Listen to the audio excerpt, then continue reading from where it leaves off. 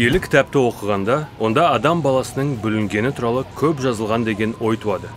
Бұл шынымен солай. Дегенмен, киелі кітапта осы тақырып жөнінде айтылған күнә, әділетсіздік, заңды бұзу сияқты сөздер қазіргі қоғамда сирек қолданылады. Сондықтан, киелі кітаптың адамның жағдайына қатысты көзқарасы жиі ескерілмейді, немесе адамдар ол туралы ескірген, артта қалған деп ойлайды. Бұл өте өкінішті, себебі осы сөздер арқылы киелі кітаптың авторлары адам табиғатының жай-күйін терең сипаттаған. Әділетсіздік сөзі адамның іс-әрекетінің теріс екенін көрсетеді, ал заңды бұзу Құдайдың заңын аяққа таптап сенімді ақтамауды білдіреді. Күнәші. Киелі кітапта бұл сөз осы ыңғайсыз сөздердің арасында ең көп қолданылған, сондықтан оған біраз көңіл бөлейік. Еврейше хата және грекше хамартия сөздері күнә деп аударылады. Күнә сөздің түпкі мағынасының дінге мүлде қатысы жоқ. Хата дегеніміз мүлт кету, немесе нысанадан жаңылуды білдіреді. Исраилдің Бунямин руының сақпаншылары атқан таспен қылға дәл тигізіп, хата болмайтын. Демек, нысанадан жаңылмайтын, яки мүлт кетпейтін. Киелі кітапта асығыс шешім жасаудан сақтандыратын нақыл сөз бар. Тым асыққан жолдан таяр. Яғни осылай етсең, нысанаңнан жаңыласың. Демек, киелі кітапта күнә мақсатқа жете алмауды білдіреді. Ал бұл қандай мақсат екен? Киелі кітаптың алғашқы тарауынан біз әр адамның Құдаймен рухани жағынан бейнелес екенін, яғни жаратушының өкілі ретінде құрметке лайық қасиетті тіршілік иесі екенін білеміз. Дүниеге осы тұрғыдан қарағанда, күнә дегеніміз Құдайға және адамдарға тиісті құрмет көрсетпеу арқылы оларды сүймей мүлт кету. Осы ойды 10 өсиет деп аталған Исраил халқына берілген жүріс-тұрыс туралы әйгілі нұсқаудан байқауға болады. 10 өсиеттің 5-еуінде қалайша Құдайды сүймей мүлт кететінің, ал қалған 5-еуінде қалайша адамдарды сүймей мүлт кететінің сипатталады. Мүлт кетудің осы екі түрінің 10 өсиетте қосылып берілгендігінен, Құдайды құрметтемеу мен адамдарды құрметтемеудің өзара тығыз байланысты екені айқын көрінеді. Сол себепті, киелі кітапта адамдарға қарсы күнә жасау, Құдайға қарсы күнә жасаумен бірдей. Мысалы, Жүсіп Патифардың әйелмен жақындасудан бас тартқанда, оған қалайша Құдайдың көз алдында күнәға батпақпын деді.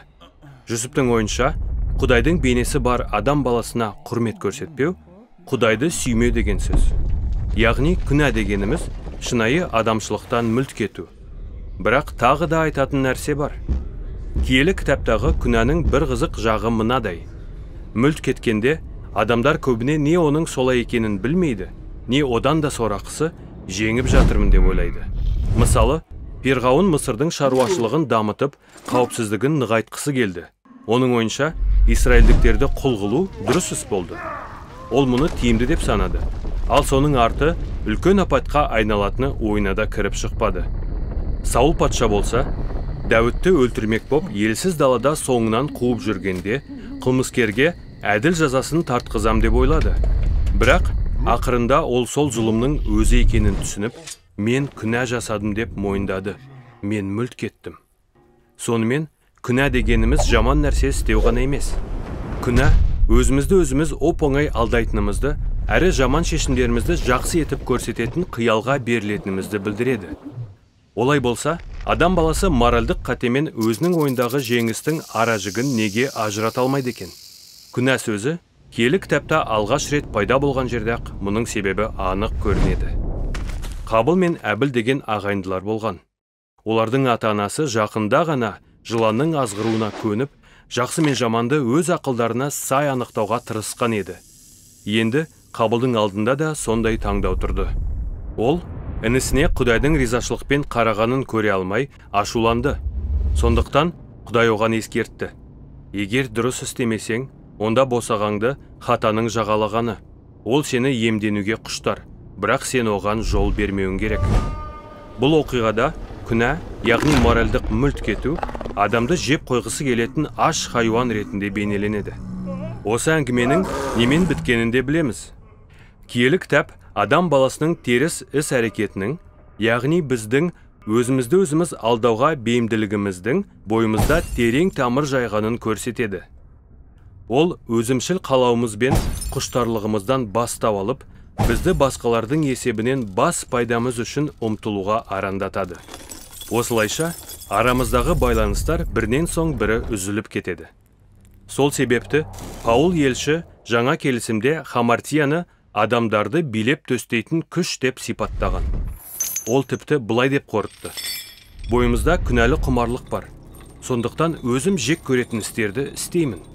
Осылайша, киелі кітаптың авторлары күнә сөзімен адамдардың жағдайын дәлме-дәл сипаттаған. Күнә Құдайды және басқаларды толық сүйетін адам болмай мүлт кету. Ол біздің не жеңіп, не мүлт кеткенімізді ажырата алмауымыз. Күнә біздің мінез құлқымызға терең әсер ететін өзімшіл күш. Біздің бұл суретіміз онша әдемі емес, бірақ ол нақты жағдайды дәл бейнелейді. Сондықтан киелі кітаптағы Мәсіх Иса жайлы хабар соншама ізгі.